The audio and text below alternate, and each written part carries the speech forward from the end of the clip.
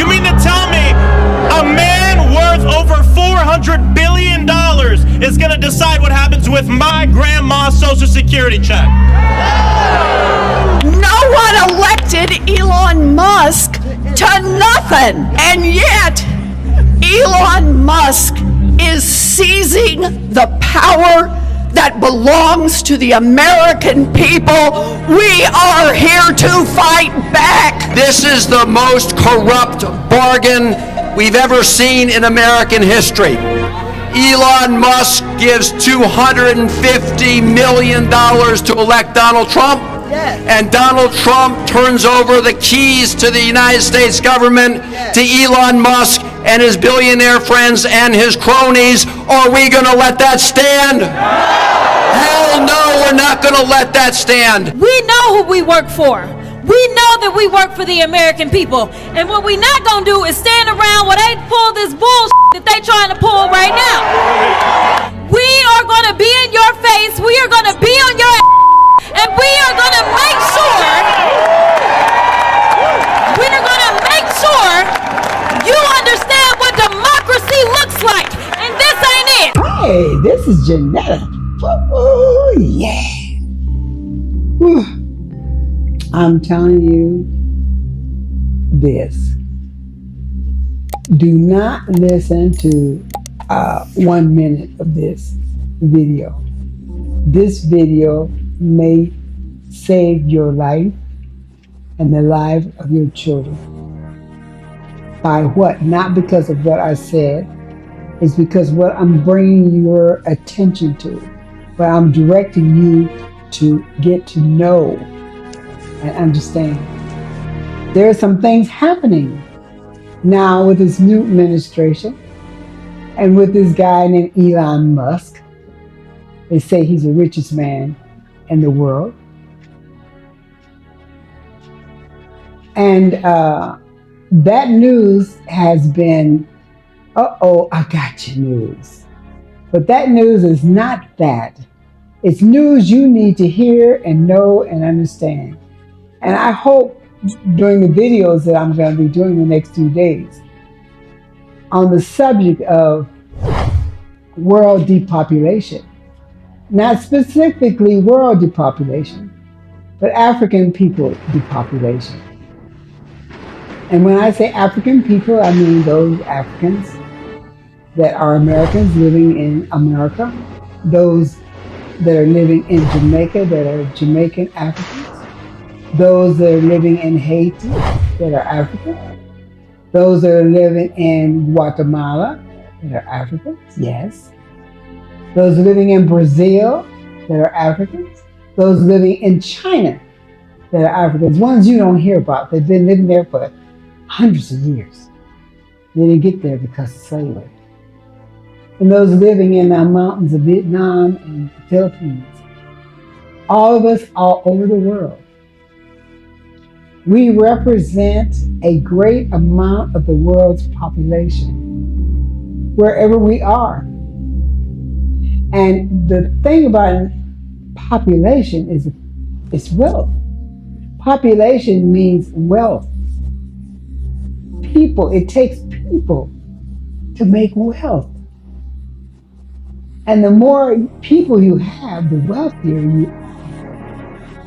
It seems like it's the other way around. We've been taught that the more people you have, the less you have. But that's not the truth. Let me break it down to you. The United States has a policy that was developed in 1974, and the writer of that policy, at first it was a memorandum, was written by Henry Kissinger. Henry Kissinger was not born in the United States. His family moved to the United States from Germany. But he became very high in our government. Henry Kissinger was national security, I think, under President Nixon. And I thought at one time he was State Department, head of the State Department. But I know he was head of national security. And I think this is when he developed this memo. I guess it came to him that population would make a determination as to how accessible things were to the American government. And the people threatening those populations were people that African-born people in Africa, because we do proliferate. We do have a lot of children. And that's just the gift from God. It's just wonderful. But it has become a source of a problem for the United States government. And why is this? It's because of our resources. You see, we have the world's resources, really. And when you put us all together in the various places we are, it seems like those places also have a lot abundance of natural resources. So it's not that we're a problem, but we are a problem.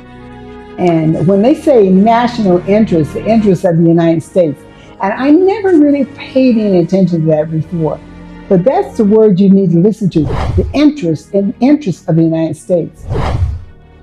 So I want to direct you to what is the interest of the United States. The United States is very, very worried that if Africa ever is established, that African people start really realizing and capitalizing on what they have, that would be a threat to the United States. They couldn't come in and just take what we have. So they need to reduce our population. And that NSSM memorandum that became policy, the NSSM Memorandum 200, that now is policy, they also attached something on it called an NSD, a directive, a National Security Directive 314. You need to look it up, because that national directive gives them a right in USA to do some of the things that they have just discovered right now and are putting it out there. There's a serious war between powers in the United States. And one power is always trying to make the other power look like they're not good for the people, and that they're for the people and by the people. But I'm going to tell you something, for Black people and for people of color, period, that's not so. They have orchestrated ways to reduce our population. And the only thing about this USAID money being used to support people that are terrorists. So the truth comes out. USAID funded Boko Haram. I gotta say, I'm shocked but not surprised. I know as a fact, and people there know too, that Barack Obama is the one who started this on purpose. I can prove it. The US government has fueled this, hidden it, and so has the United Nations and the Nigerian government. It's a tragedy and a travesty, and it's stopping now. You cannot hide from the truth. It is time for justice. It is time for restoration. Thank God for the truth. It's just accident that we slipped up on it. But that memorandum, that policy, world reduction, a reduction of people, populations, through abortions, through birth control, through famine, and through war. Three methods that they can use to reduce the world population, or the African population. We've set out to overthrow functioning constitutional democracies in over 20 countries. We manipulated elections in dozens of countries. We created standing armies and directed them to fight. We went after to organize ethnic minorities to encourage them to revolt. The first thing we did in Nicaragua was to go to the Mosquito Indians, who had never gotten along with the other people in Nicaragua very well, and give them more money than they had seen in the entirety of history, and arms and training and rationales and sanctuaries in Honduras, and sent them into Nicaragua to attack kill, fight, rape, burn, pillage. And this is an insidious thing. Every society is torn with racial conflicts and conflicts with minorities. Think how violent our nation is. Think what if there were a superpower so big that we didn't dare even flap back or strike back at them, that were coming to our minorities with huge sums of money and arms and training people from our minority groups and sending them into the country to do open acts of violence. How we would rise up and the bloodbath that would ensue. And this has been a technique the CIA has used in Nicaragua, in Thailand, in Vietnam, in Laos, in the Congo, in Iran, Iraq with the Kurds, in different parts of the world. We created, trained, and funded death squads like the Treasury Police in El Salvador that are responsible for killing as many as 70,000 people, according to the count of the Catholic Church. And we've assassinated world leaders, including the United States President in 1963, and I'll get to that in more detail in just a moment. Birth control, they spent $60 billion for birth control to be sent to Africa. $60 billion to keep you from having babies. So that little chump change that they spent of U.S. aid money that didn't go in the right place. Let's talk about that. $60 billion. See, that doesn't have a Republican or a Democrat mark on it. It's not a football. That's a thing that they plan. And the way they develop, wars, the way they develop an attitude towards wars and killing. Now, I might not be telling the truth, but I think the United States of America is the biggest seller of weaponry in the whole entire world. Why did we increase arms sales to Black Africa? You know, at any given moment, although arms sales, you would think, fall into a kind of moral and ethical and strategic category. At any given moment, it's the result of a myriad of motives. I mean, it's certainly commercial. You are looking to influence the military in these given societies, and you pointed out earlier what happened in most of these cultures was that the intellectual elite, at one time or another, was butchered, was eliminated. What's the one disciplined political force able to administer, an impoverished society? The military. We've got so much blood on American hands. The U.S. is the leading arms supplier to these thugs in the bush in these countries who use children as war fodder.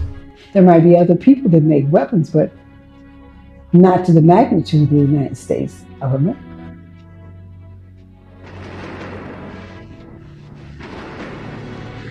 Now, the United States of America, if they bomb white people, you know what they'll do to you. And what's going on in the Congo right now today? Right now today, what's going on in Haiti right now today? Do you know that the Congo is so messed up that those people are hungry, they're tired, they've been terrified all their lives, the whole country. DRC, Congo is a country full of people that have been terrorized, beat up, and mistreated for years. They are hungry people. They're so hungry until they destroy each other because they're hungry. Not because they're black, but because they're hungry. And they've been kept that way. They've been ripped off. They've been mistreated. And the only way you can know it, black man, black woman, is you start looking at it. And you know what? The one thing I read about that situation in Europe with the Hitler, and the story said that this man said that as long as the Nazis were knocking on his neighbor's doors, he didn't pay any attention to it. But when he started knocking on his door, that's when he paid attention. Black man in the United States of America, and black woman in the United States of America, we're the richest black people, the most powerful black people. And we have more unity among us than they do in these other countries. We're a combination of all the countries. I'm not just talking about those born in America. I mean those that have gone to America, that have seen America, they know America. We're strong if we're together.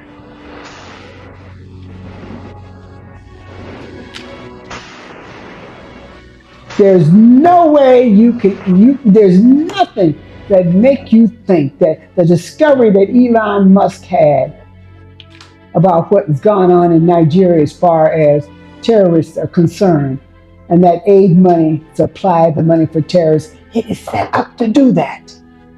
The United States spends almost $1 trillion every year on war making. But do you know what the budget of the United Nations is? United Nations is supposed to be an institution, a global institution to build peace. The United Nations annual budget, my friends, is $3 billion. $3 billion to build peace, $1 trillion just by the United States to produce war. At their discretion. And you know what? The people that we like, Clinton, and the one we really love, Barack Obama. Barack Obama had a purpose. He was made president on purpose. When they got him, they got Africa.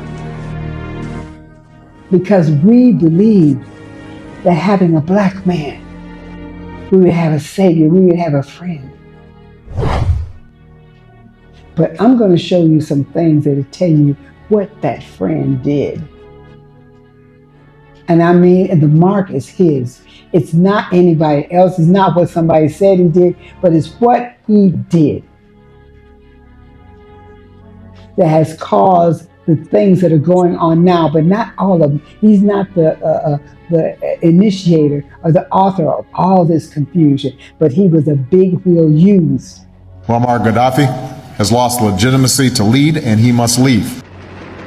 I have a video that says where President Gaddafi trusted Obama. He had kept his guard up with all those others, but there was something about getting Obama into office that he felt like there would be a change in the American policy towards him.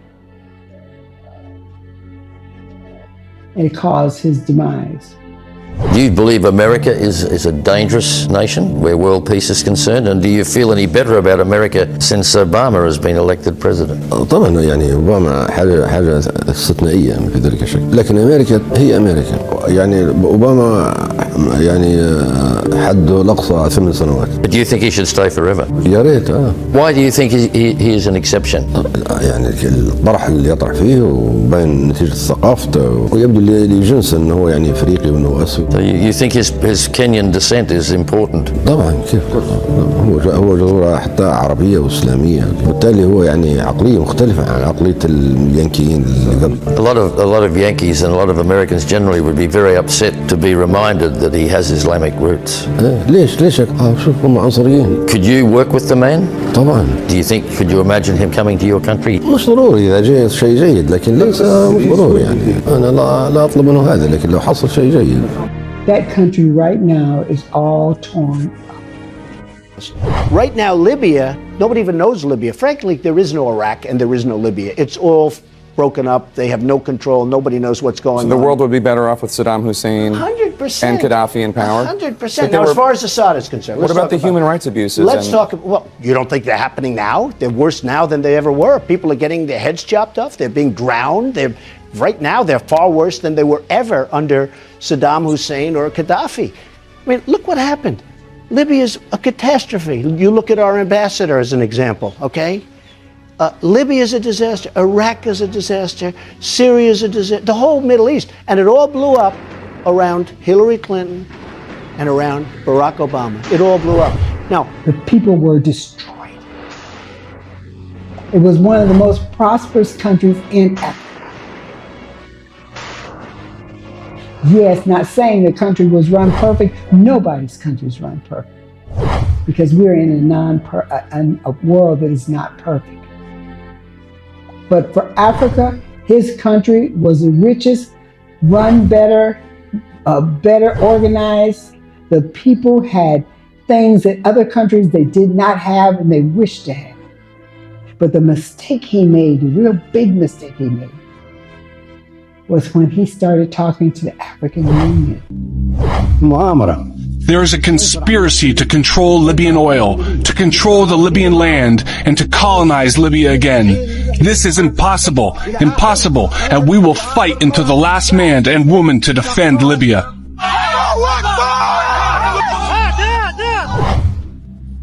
And getting together the African presidents of the various countries to unite.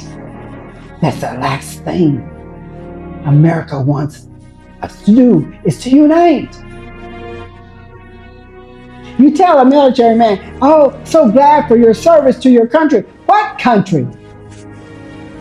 The wars we're coming to fight is not because of a threat to the United States, it's a threat to the imperialists that want to run the rest of the world because they need the resources of all these countries. And so that becomes a threat to their program and what they want to do. Now you can turn it off. You can turn it off and go to church on Sunday and pray for Jesus to deliver you from this stuff. But you need to open your eyes. You need to open your ears. And don't be fooled by Trump, because it seems like he's throwing out some things that we agree with, or any of the rest of them. Their objective and their goal is to destroy you, black man, black woman. I don't care. It doesn't make any difference. Every time we get a black man or a black woman that reaches a level of where they're really doing and making headways for us, they kill them. They kill them. They kill them. They destroy them.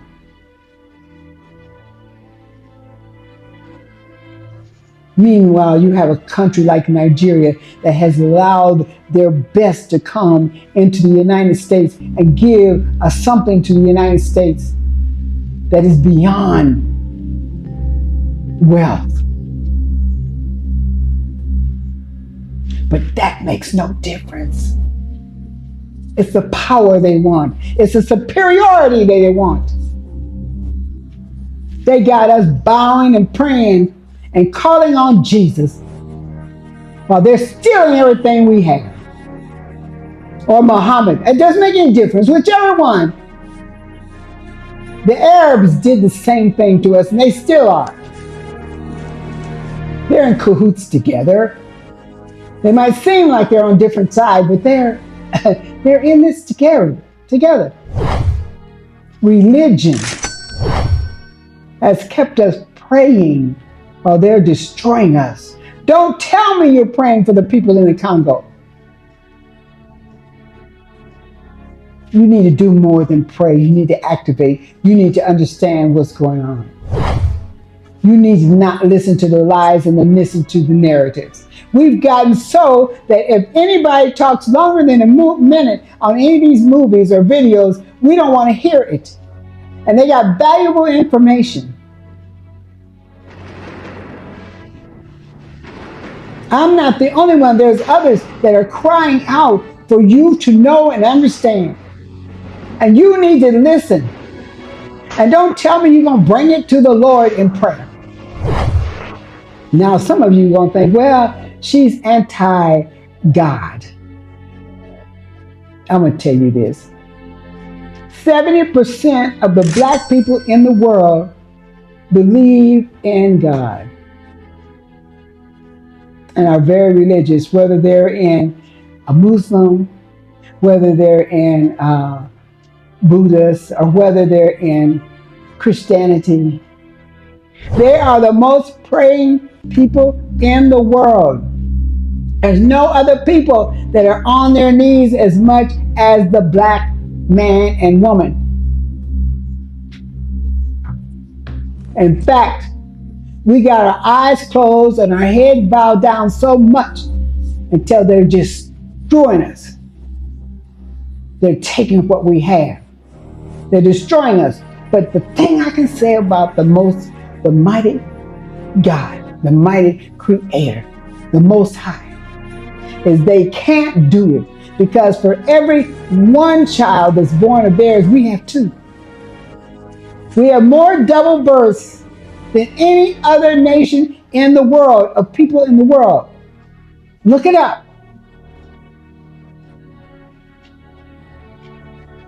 If they could have depopulated us, it would have happened a long time ago, because they've been killing us forever. But they're planning on a big massacre.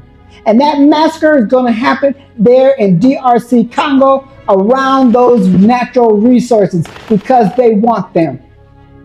And so they're going to try to blame it on this group called the M23 and calling them a terrorist group. They're not. And you're listening to it, you need to investigate. You need to read more and try to find out the details of it, because these people are lying to you.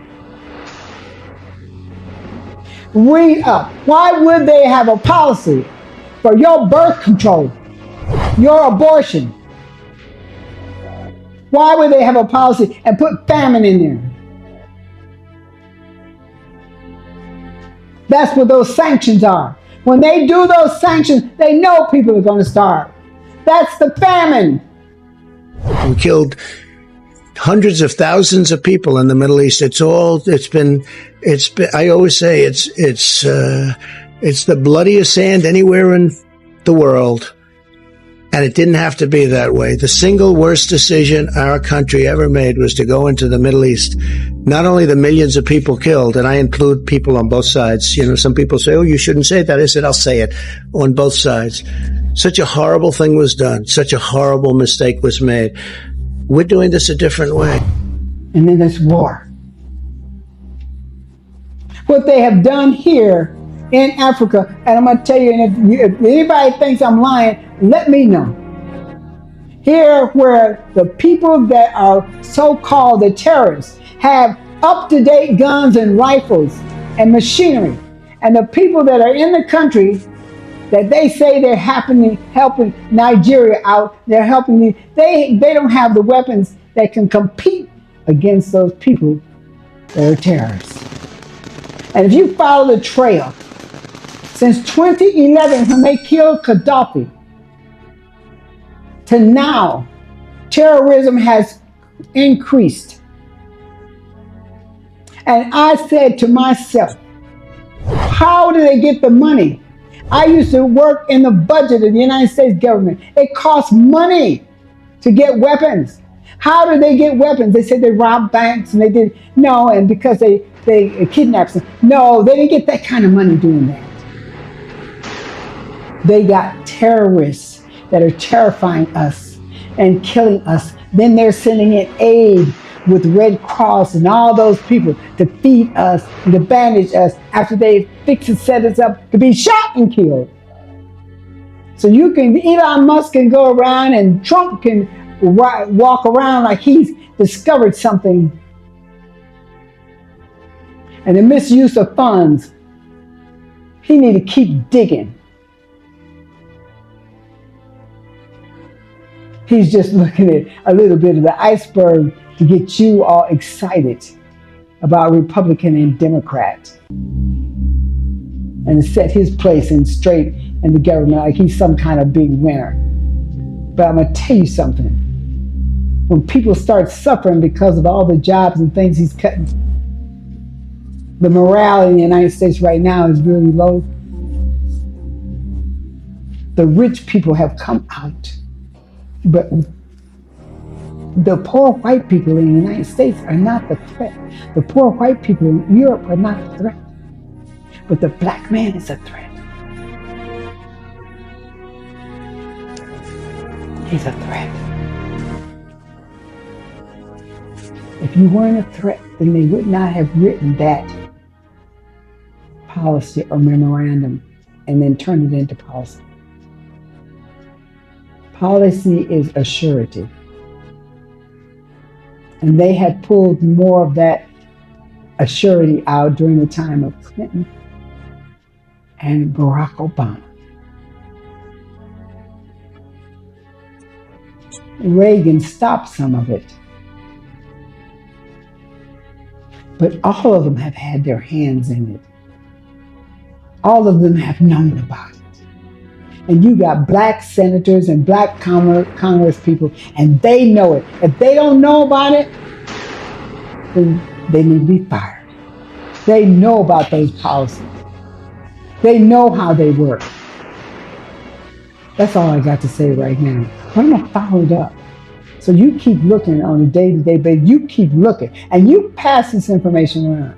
Like, hey, you got your job, you got money, you got a house, you have this, everything seems to be going straight with you. But if you black, if you African, you got a problem. It's time for us to open our ears and listen, and open our eyes so we can see. Stand up, black man, black woman. Take your position. It's up to you and it's up to me. There's no Jesus gonna come in and wipe all your tears and troubles away. It's up to you and it's up to me. Okay, hey, this is Janetta.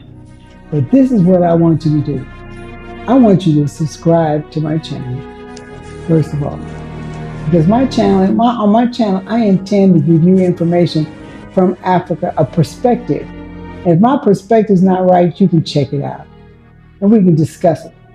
So you can like my video, because that'll help move my video to see more people. So we have millions of people. To say my video saw 2,000, that's nothing. And I want you to make comments, talk back to me, and talk to each other. Sometimes when you send me a comment, I see it. I'm not that great on that computer. That every time I turn around, they're making some kind of change. But that doesn't mean that I didn't see it. You're important to me, and what you think is important. I'm not doing this to become a movie star. I'm doing this purposely to get you to understand it's time for us to stand up and do something about ourselves. It's time for us to stop allowing them to kill our sisters and brothers in all these other countries and in Africa, where 3,000 or 4,000 a day get killed. If there was a notice taken about how many people in Africa get killed on a daily basis, you would just be amazed. Okay, hey, this is Janetta. I love you. And hey, let's do it. All right? Let's make a stand. Where's my ooh-ooh? Ooh-ooh. Talk to you later. Ciao. Hey, this is Janetta, and you're watching Africa Speak.